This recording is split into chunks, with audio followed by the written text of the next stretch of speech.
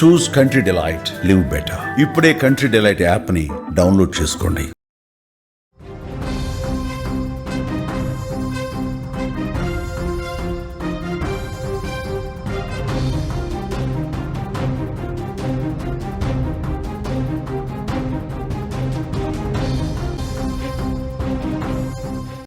గణపతి విగ్రహాన్ని తీసుకెళ్తూ ఉండగా ప్రమాదాలు సంభవిస్తున్నాయి. విద్యుత్ ఘాతానికి గురై పలువురు దుర్మరణం చెందారు. కామారెడ్డి జిల్లాలో ఓ యువకుడు మృతి చెందాడు. మరో యువకుడికి తీవ్ర గాయాలైనట్లు కూడా మనకి సమాచారం అందుతోంది.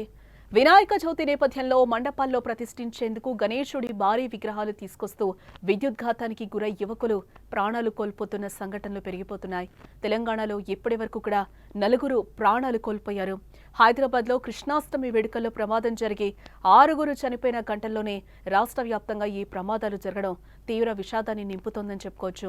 కామారెడ్డి జిల్లా ఆరేపల్లి శివారులో జరిగిన ప్రమాదంలో సిరిసిల్లకు చెందిన కొమ్ము లక్ష్మీనారాయణ అనే యువకుడు మరణించాడు.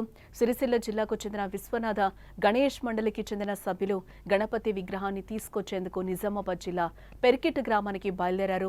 వినాయక విగ్రహాన్ని కొనుగోలు చేసి సిరిసిల్ల జిల్లాకు బయలుదేరారు.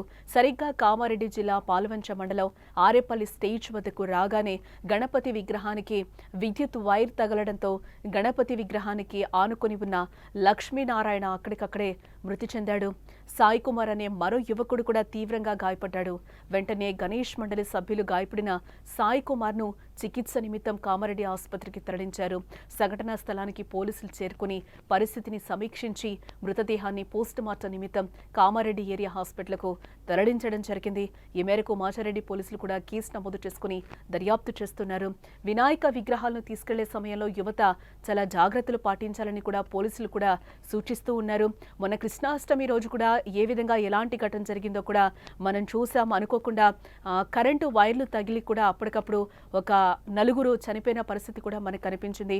ఇదే నేపథ్యంలో మనకి ఇంకొక వారం రోజుల్లో వినాయక చవితి ఉత్సవాలు కూడా ఉన్నాయి. ఇదే నేపథ్యంలో యువత కూడా చాలా ఉత్సాహంగా పాల్గొంటూ ఉంటుంది. ఇదే నేపథ్యంలో భారీ ఎత్తున విగ్రహాల్ని కూడా తీసుకువెళ్తూ ఉంటారు. వారి వారి మండపాల్లో అలంకరించుకోవడానికి తీసుకెళ్తూ ఉంటారు. ఇదే నేపథ్యంలో అనుకోని ప్రమాదాలు కూడా సంభవిస్తూ ఉంటాయి. కరెంటు వైర్లు ఎంత ఎత్తున్నాయో కూడా మనం చూసుకోవాలి. అనుకోకుండా ఇలాంటి ప్రమాదాలు జరుగుతూ ఉంటాయి. ఒక పక్క మనం ఆనందంతో ఆ వినాయకుడి విగ్రహాల్ని తీసుకెళ్తూ ఉంటాం. బట్ ఇక్కడ కూడా కేరింగ్ అనేది చాలా అవసరం. ఆ కేబుల్స్ అనేవి ఎంత ఎత్తులో ఉన్నాయి, ఏ విధంగా ఉన్నాయి, అందులో వర్షాకాలం ఎక్కడ పడితే అక్కడ కూడా కరెంట్ షాక్స్ తగులుతూ ఉంటాయి. కాబట్టి చాలా జాగ్రత్తలు పాటించాలి, జాగ్రత్తగా ఉండాలి అంటూ కూడా పోలీసులు కూడా ఒక రకమైన హెచ్చరికలు అయితే జారీ చేస్తున్నారు.